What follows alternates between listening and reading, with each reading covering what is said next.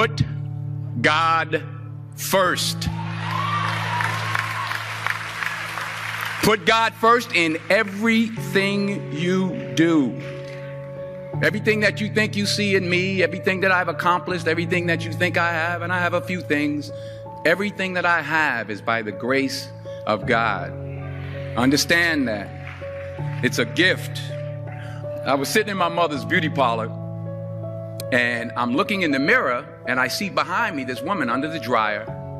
And every time I looked up, she was looking at me, just looking me in the eye. And I didn't know who she was, and I said, she said, somebody give me a pen, give me a pencil. I have a prophecy.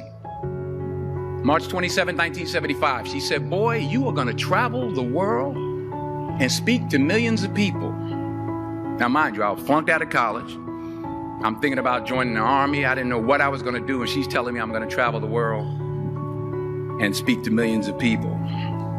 Well, I have traveled the world. And I have spoke to millions of people. But that's not the most important thing, the success that I had. The most important thing is that what she taught me and what she told me that day has stayed with me since. I've been protected. I've been directed. I've been corrected. I've kept God in my life and it's kept me humble. I didn't always stick with him, but he always stuck with me. So stick with him in everything you do. If you think you want to do what you think I've done, then do what I've done and stick with God. Number 2, fail big. That's right. Fail big. Today's the beginning of the rest of your life, and it can be very frightening. It's a new world out there. It's a mean world out there, and you only live once. So do what you feel passionate about. Take chances. But don't be afraid to go outside the box. Don't be afraid to think outside the box. Don't be afraid to fail big, to dream big. But remember, dreams without goals are just dreams. And they ultimately fuel disappointment. So have dreams, but have goals. And understand that to achieve these goals, you must apply discipline and consistency. In order to achieve your goals, you must apply discipline, which you have already done, and consistency every day, not just on Tuesday and miss a few days. You have to work at it every day. You have to plan every day. You've heard the saying, we don't plan to fail, we fail to plan. Hard work works. Working really hard is what successful people do.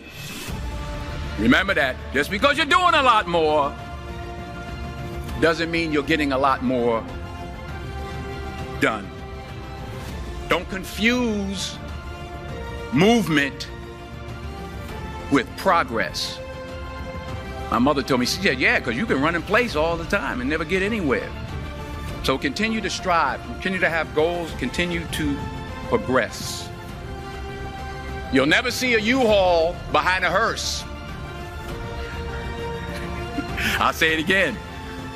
You'll never see a U-Haul behind a hearse. I don't care how much money you make, you can't take it with you.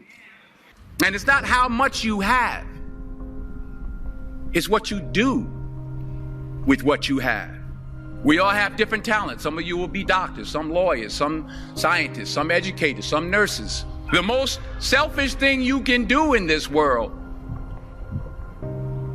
is help someone else. Why is it selfish? Because the gratification, the goodness that comes to you, the good feeling that I get from helping others, nothing's better than that. Nothing's better than that. Not jewelry, not big house I have, not the cars, but it's the joy. That's where the joy is, in helping others. That's where the success is, in helping others. Finally, I pray that you put your slippers way under the bed tonight, so that when you wake up in the morning, You have to get on your knees to reach them. And while you're down there, say thank you for grace. Thank you for mercy. Thank you for understanding. Thank you for wisdom. Thank you for parents. Thank you for love. Thank you for kindness. Thank you for humility. Thank you for peace. Thank you for prosperity. Say thank you in advance for what's already yours. It's how I live my life. That's why I am, one of the reasons why I am today. Say thank you in advance for what is already yours. True desire in the heart for anything good is God's proof to you, sent beforehand to indicate that it's yours already. I'll say it again. True desire in the heart, that itch that you have, whatever it is you want to do, that thing that you want to do to help others and to grow and to make money, that desire, that itch, that's God's proof to you, sent beforehand already to indicate that it's yours. And anything you want good, you can have. So claim it. Work hard to get it. When you get it, reach back. Pull someone else up. Each one, teach one. Don't just aspire to make a living. Aspire to make a difference.